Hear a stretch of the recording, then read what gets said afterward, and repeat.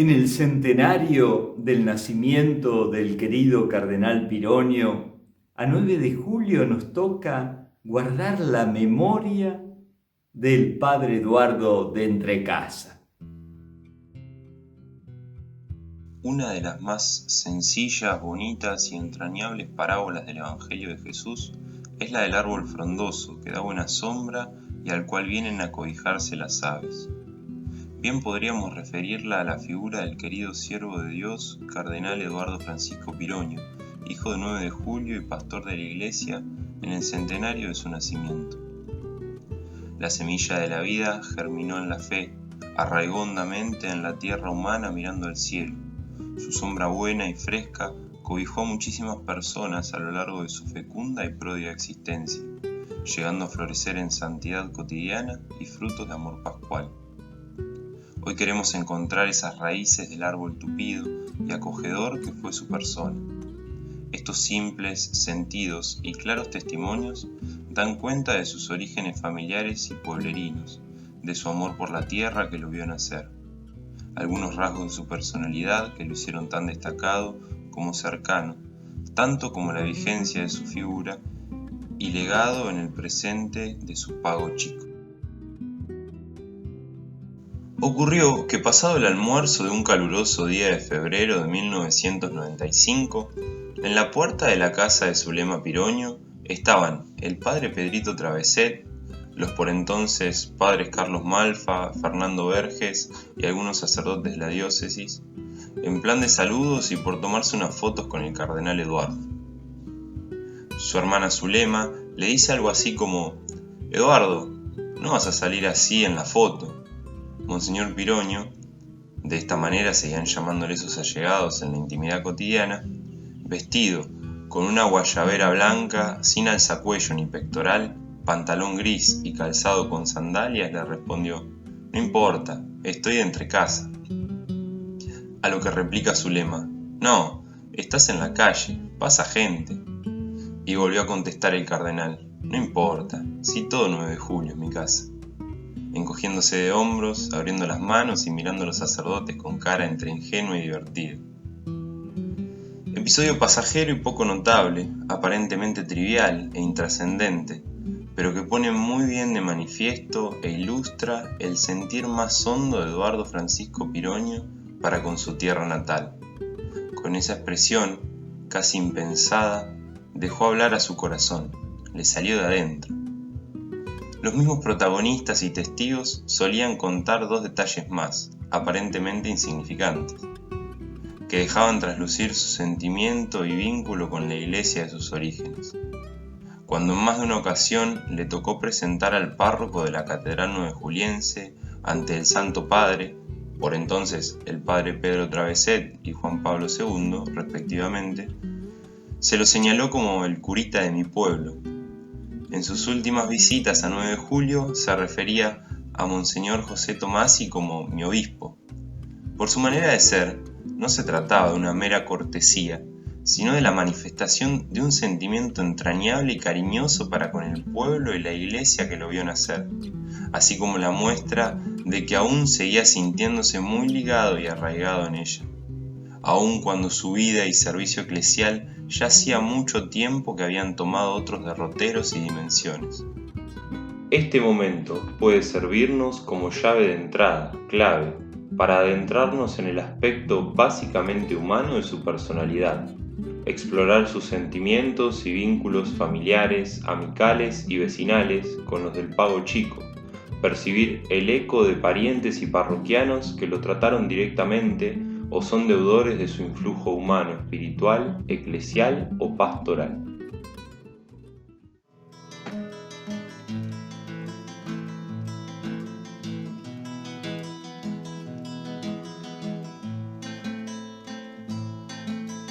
Lo que puedo decir en primer lugar es que 9 de julio era el lugar en el cual el cardenal reconocía que estaban sus raíces, las personas y las cosas que más amó toda su historia.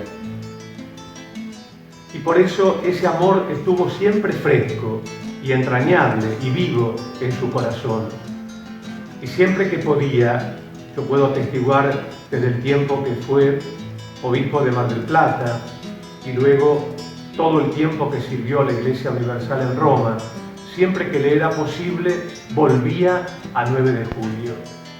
Y allí se reencontraba felizmente con su historia. Era feliz de poder ir a 9 de julio y permanecer allí unos días. Venía acá 9 de julio, era toda una fiesta. El talante humilde, reconocido y apreciado por cuantos lo trataron, en distintos momentos y ámbitos, también lo valoran y destacan unánimemente sus familiares, amigos y allegados. Había un encuentro importante, él era orador, por supuesto, tenía la experiencia espectacular de miles de encuentros, de dar charlas a miles de personas.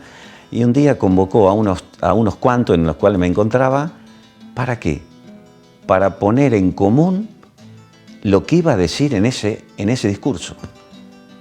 O sea, como si nosotros tendríamos que evaluar lo que decía. Por favor, nosotros no podíamos evaluar absolutamente nada, porque era un grande entre los grandes. Pero me refiero a su actitud, que tenía la humildad de poner en común con personas que eran mucho menos de conocimiento y de experiencia, y él, que era una persona que tenía mucha experiencia, lo ponía en común a ver si él no tenía que modificar algo del discurso para que realmente llegue a los jóvenes que le iba a dar el discurso. Esta actitud de poner en común me sorprendió. Pero yo quiero decir que él era muy humilde. Venía siempre que venía 9 de julio, venía acá, que estaba su hermano y nosotros, la familia va. No dejaba una vez ni un día de venirlos a visitar.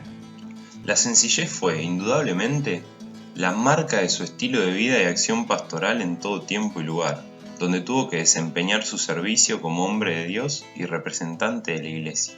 Así lo refieren. La verdad que era una persona demasiado simple.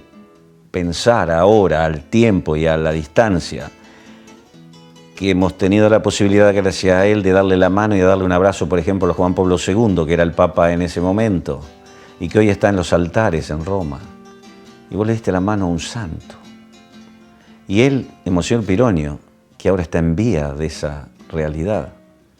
Personas que eran prácticamente tan simples y nunca hubiera pensado uno que hubiera estado con personas tan extraordinarias. Es que ellos hacían extraordinario lo ordinario. Esto es lo que nos puede pasar a cualquiera de nosotros, es la gran enseñanza. La enseñanza de hacer lo ordinario extraordinario, vivir bien lo que parece en el caos. El gusto por saborear lo cotidiano de la vida, que seguramente le recordaría la infancia feliz en el campo, lo cuenta. Otra pasión era ir al campo, y él era la locura de él.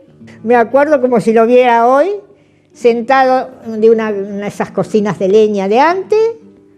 Era él feliz ahí de invierno calentito, y si no, salía a caminar por el campo y hablar con la gente que trabajaba ahí en el campo.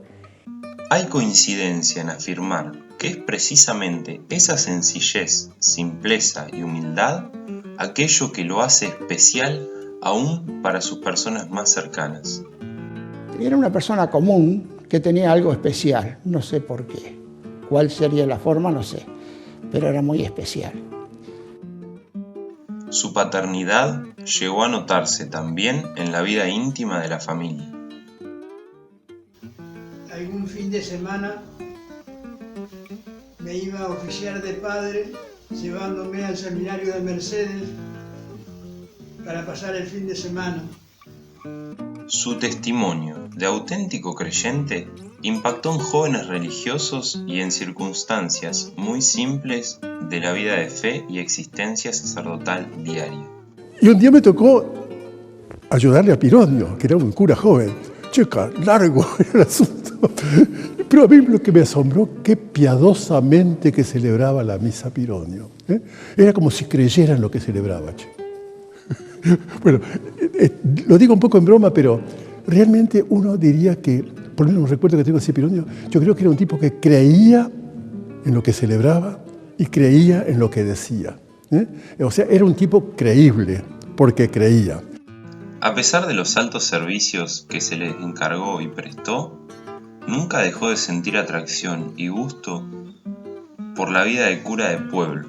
Siempre lo repetía. Y le gustaba mucho el pueblo, allá que teníamos el campo, Dudinac, y apreciaba mucho el padre de Illapena, que él miraba, ¡ay, qué feliz que es el padre de Illapena! Él miraba de la cocina de mi casa, porque estamos muy cerca del pueblito. Dado a todos, no solamente fue hombre de encuentro y diálogo en altos niveles eclesiales o sociales, sino también en su tierra natal, con cuantos ocasionalmente se encontraba. Y él era humilde con todo, que en esa vez yo me acuerdo pasaban los, ¿cómo se llama? Los basureros, podría ser. Lo reconocieron, querían bajar y él fue al medio de la calle a recibirlos y abrazarlos. Para él eran todos iguales, no había distinción de clases ni nada. También esa sensibilidad humana y capacidad de diálogo generaron vínculos que perduraron más allá de las funciones y circunstancias. La curia romana no andaba muy de acuerdo con Fidel Castro y él fue uno de los asignados que tuvo que ir a viajar a Cuba. Fue recibido por Fidel Castro, en la cual ahí comenzó Cuba realmente a volver nuevamente a conversaciones con la curia romana. Sus prédicas, en favor de la justicia, la reconciliación y la paz, son sobradamente conocidas, tanto que, como lo atestiguan muchos, le acarrearon también amenazas y persecución. El testimonio de un familiar cercano, colaborador en tareas eclesiales de administración, nos muestra un Pironio recto, justo, a contracorriente de prácticas acostumbradas en ese momento. Algo que debo señalar es una consulta que tuve que hacerle en función de las donaciones de las grandes empresas al obispado, donde solicitaban un recibo por mayor importe, cosa que eso terminantemente que no podía ser. Junto a la insistencia para con los jóvenes de vivir en, con y para Cristo, les propuso siempre cabalmente el desafío de prepararse para el futuro formándose y trabajando. O por lo menos intuía que decía que hacer, estudiar, meditar y servir. Nos escribía cartas, algunas de las cartas hemos tratado de recopilarlas, y justamente él nos decía que nos quería hablar como un hermano mayor, como un amigo o quizá un padre ya viejo, así dice la carta literalmente. Y nos contaba precisamente que esto de prioridad juventud, que le mostráramos a los jóvenes que valía la pena conocerlo a Cristo y vivir por Él, era el mensaje en una sociedad que tenía grandes desafíos. Volvía a 9 de julio como simple hijo, amigo, vecino y sacerdote. Nunca llevó a cabo aquí ningún acto eclesial relevante, más que la celebración de la misa. Reconocía una vez más la casa paterna, se encontraba con el obispo. Nunca faltó el encuentro entrañable con los queridos monjes benedictinos, la celebración en las monjas carmelitas, la visita a la catedral, particularmente el encuentro con los familiares y con los amigos. Y allí, también tengo que decir esto, siempre visitaba el cementerio, honró a sus vivos y honró también a sus muertos. Su memoria ha quedado impresa en la emoción y admiración que guardaron sus descendientes. Recibo un llamado del Vaticano, del secretario, donde me decía que Eduardo quería despedirse. Y entonces, bueno, atiendo el teléfono y me dice que quería despedirse con un gran abrazo y con hasta pronto. Y ahí colgó el teléfono y realmente me partió, me quedó siempre muy grabado. Encontré una persona de una humildad extraordinaria, una sencillez única, que para él todo el mundo era igual, no había distinción, con una calidez extraordinaria. Así que empecé a admirarlo yo también como lo admiraba su familia. Su figura y legado han llegado hasta la generación actual, dejando su impronta e influencia. El mensaje es tan vigente como en ese momento y como lo será siempre. Así que, Monseñor Eduardo, no solo queremos agradecerle que nos ha podido acercar y acompañar el camino de conocerlo a Jesús, sino también de que valía la pena contagiárselo a otros. Y hoy, precisamente a 100 años de su nacimiento, queremos decir: Monseñor Eduardo, tu mensaje es tan vigente como siempre y nos queda el legado de darlo a conocer a otros. Así que este es el motivo de que queremos compartir estas anécdotas, pero también este mensaje de vida que nuestra patria chica, que es 9 de julio, tiene para decirles a los jóvenes de Argentina y de otros lugares. Testigo, predicador y hasta profeta de la esperanza, tal como es conocido, también lo fue en su tierra natal, porque ha quedado el recuerdo de esa insistencia sobre esta realidad, actitud y virtud de la vida y la fe. La Casa de Retiros y Convivencias de la Diócesis en la ciudad de 9 de Julio se llama, precisamente, Nuestra Señora de la Esperanza. Bendita esa tierra de 9 de julio que dio a la Iglesia y al mundo uno de sus hijos, este hombre profundamente humano y todo de Dios, como fue el querido cardenal Pironio. Su figura ha trascendido a sus contemporáneos en muchos lugares del mundo y también aquí entre nosotros. No puedo olvidar jamás cuando el cardenal Pironio vino para la jornada nacional de los jóvenes en Chapadmalal. Fue un momento inolvidable verlo, poder escucharlo sobre la cultura de la civilización, del amor. Mi conocimiento de la persona del cardenal Pironio llegó a través del testimonio del padre Pedro Traveset. Sirvió entonces como de inspirador y de guía, no solo particularmente para mi vida sacerdotal, sino también en lo que fue la pastoral juvenil de toda la diócesis de 9 de julio, ¿no? De hecho, el trabajo con universitarios y sobre todo lo que es el trabajo de la misión que se realiza en el verano, lo tiene un poco como modelo.